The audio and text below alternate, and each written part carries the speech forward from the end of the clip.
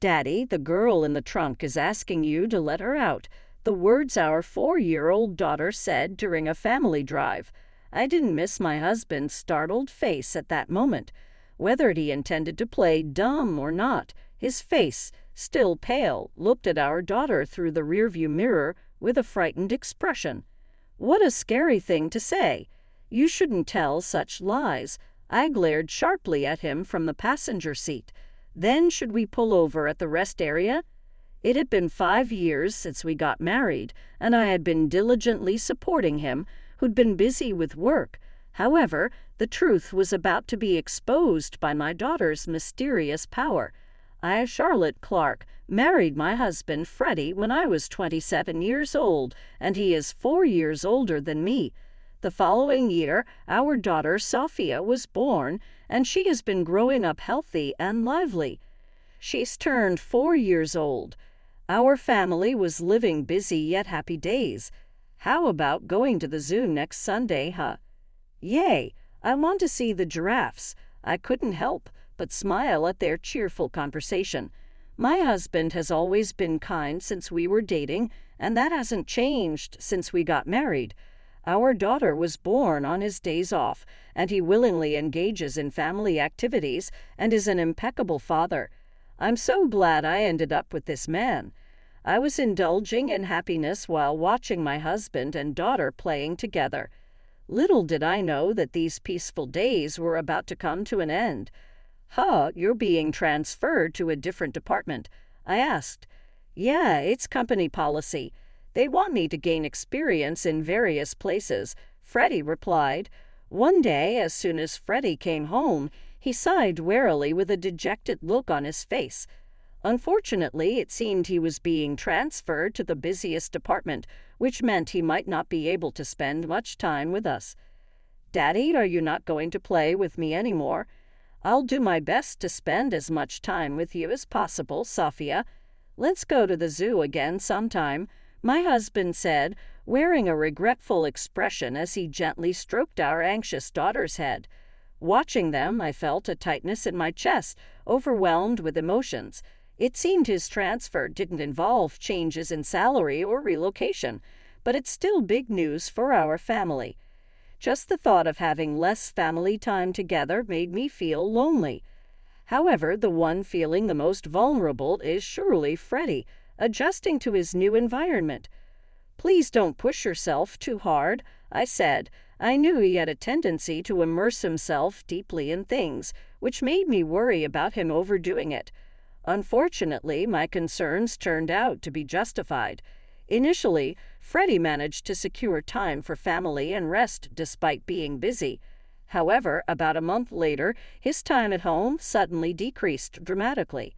It seemed he was working overtime, often coming home late at night after our daughter had already gone to bed.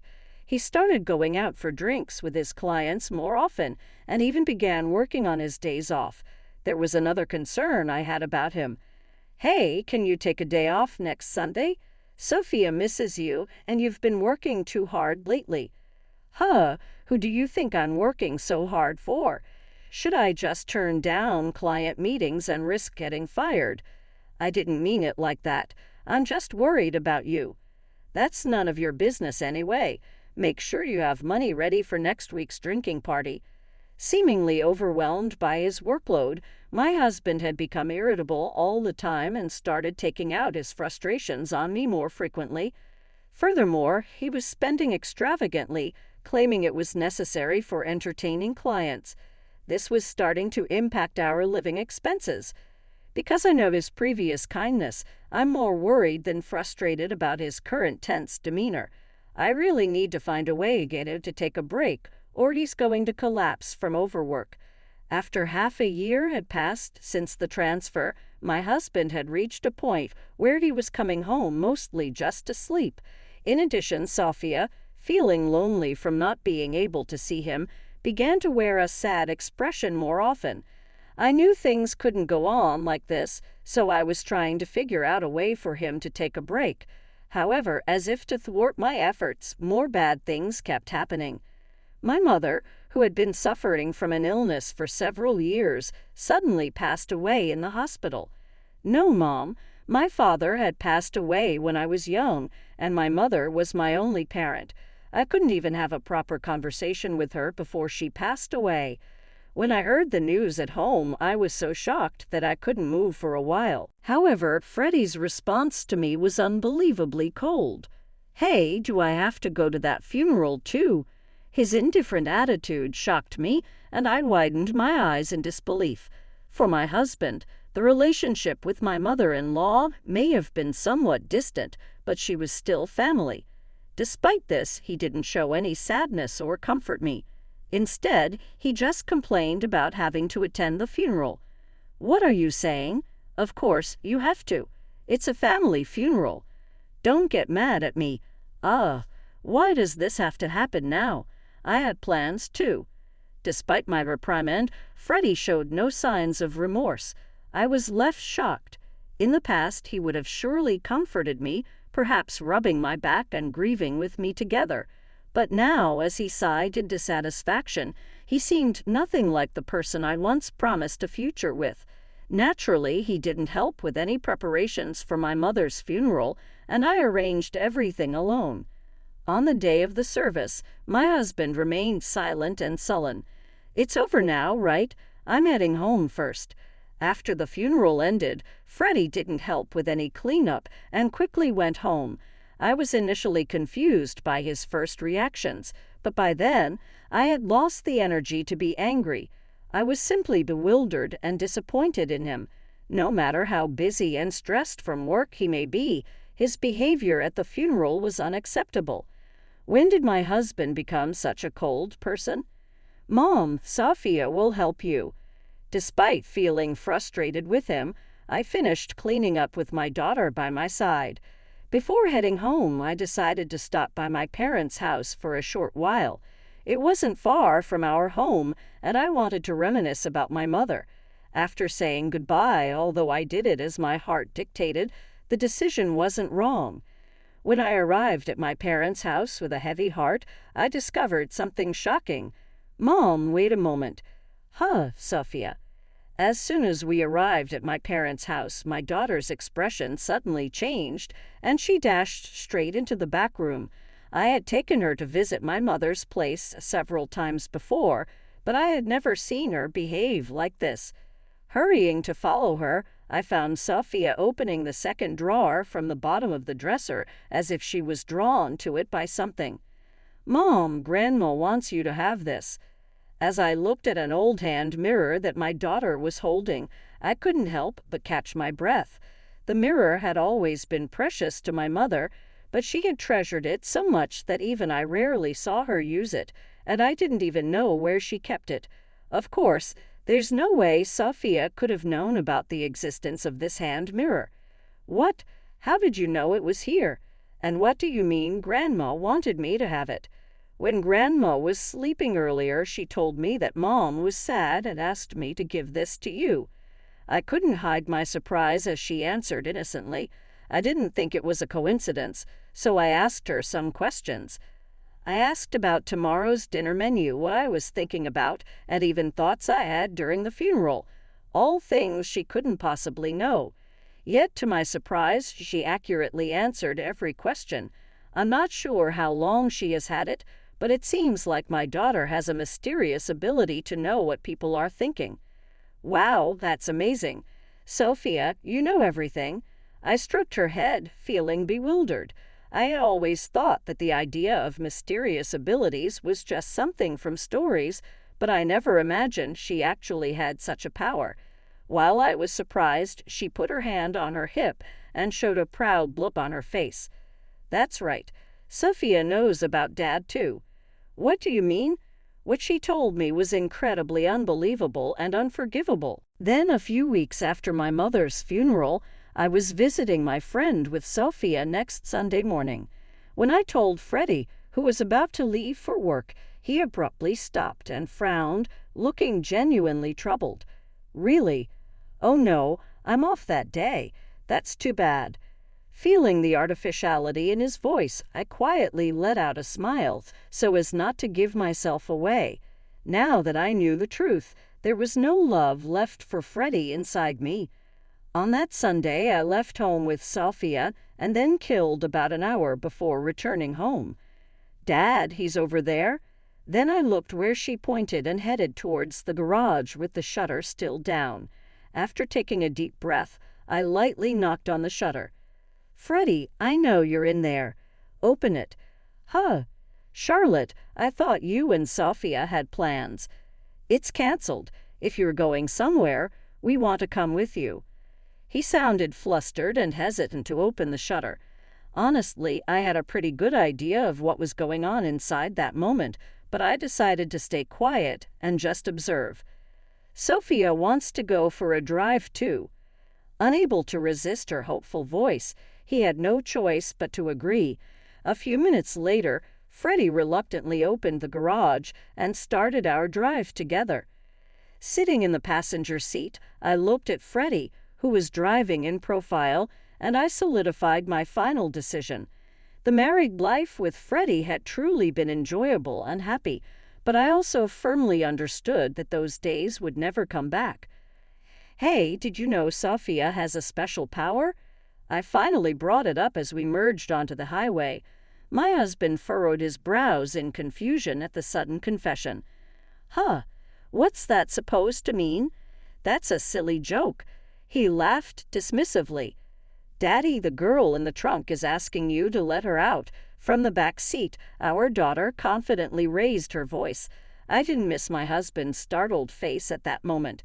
Whether he intended to play dumb or not, his face, still pale, looked at our daughter through the rearview mirror with a frightened expression. Huband, what a scary thing to say. You shouldn't tell such lies. But it's true. Then should we pull over at the rest area? When I suggested it on behalf of our daughter, who was hanging her head down, Freddie immediately looked at me with a startled expression. Huh, we don't need to do that. It's just a kid's joke. Sophia has a mysterious power, you know. Besides, it's hot today, so it could be dangerous if someone's really in there. He must have thought what I said made sense. After Freddie flinched and stiffened, he headed towards the rest area with a contorted expression on his face. Upon arrival, we left our daughter in the air-conditioned car and went outside to check the trunk. I don't think there's anything in there. Come on, quickly, I said to my husband, who had begun to hesitate. At this point, he seemed to realize he couldn't escape anymore and nervously opened the trunk, breaking into a cold sweat. In the next moment, someone jumped out from there. I knew you were cheating. It was a young woman whose face flushed red from the heat. Yes, it turned out that while Sophia and I were out, Freddie had been cheating with her at home. Probably just as they were about to go for a drive. We came back unexpectedly, so he had no choice but to hide her there. He shook his head nervously at the woman, who was taken away suddenly and seemed unable to grasp the situation. No, it's not like that. She's a colleague from work. We were just working together. Wow, at the new apartment, you're doing a job getting into a trunk. I chuckled at the blatant and ridiculous lie while standing firm and taking a piece of copy paper from my bag. And what is this? It says, let's go on a drive date on Sunday. As the woman and Freddie looked at the paper, they turned pale. That was no surprise, as their lovey-dovey email exchanges were printed on it. Thanks to Sophia, I found out everything. On the day of my mother's funeral at my parents' house, my daughter confided in me. Daddy has been spending a lot of time with Scarlett lately. I'm sad because Scarlett is taking Daddy away from me. Just having witnessed her power, what she said made me suspicious, so I decided to investigate my husband for a while. Sure enough, I found undeniable evidence of his affair on his phone. So I told you that fake plan because I wanted to punish you. It's a shame it turned into this kind of drive. Hey, it's unfair to look through my phone without permission. Freddie protested, shaking his body in response to my sarcastic words. His absurd remark unintentionally made me burst into laughter. I had thought he was just getting too busy to come home, but most likely during that time he was with his affair partner, Scarlett. He probably used the expenses repeatedly for dates with her despite all the complaints and taking it out on me. Who exactly is being unfair here? By the way, I've been recording everything since earlier. Recalling all the numerous grievances, I took out my phone from my breast pocket.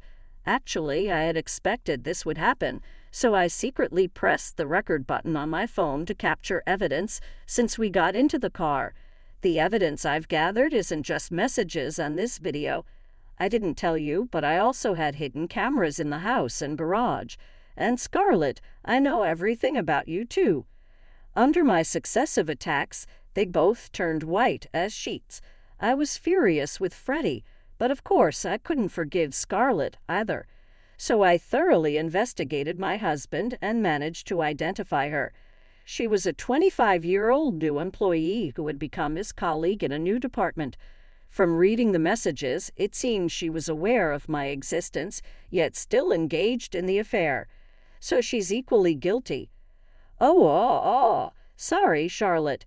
He probably didn't expect to be cornered this much, so, feeling disdain for Freddie as he whimpered and pleaded in a voice I had never heard before, I glared at both of them with all my anger. I won't forgive either of you. Prepare yourselves for alimony.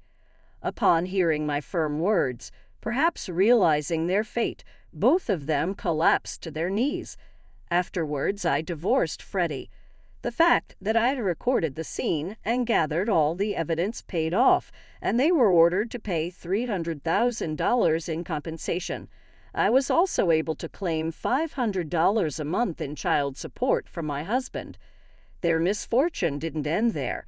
I heard that their affair spread throughout the entire company since they were working in the same department, which made things awkward, and eventually they broke up. They were both looked at with disapproval by their colleagues and eventually had no choice but to resign. Now it seems they ended up on the street with the burden of the compensation payments. Meanwhile, I am now enjoying peaceful days with Safia. I'll continue to give lots of love to Safia, who has a wonderful power, so that she can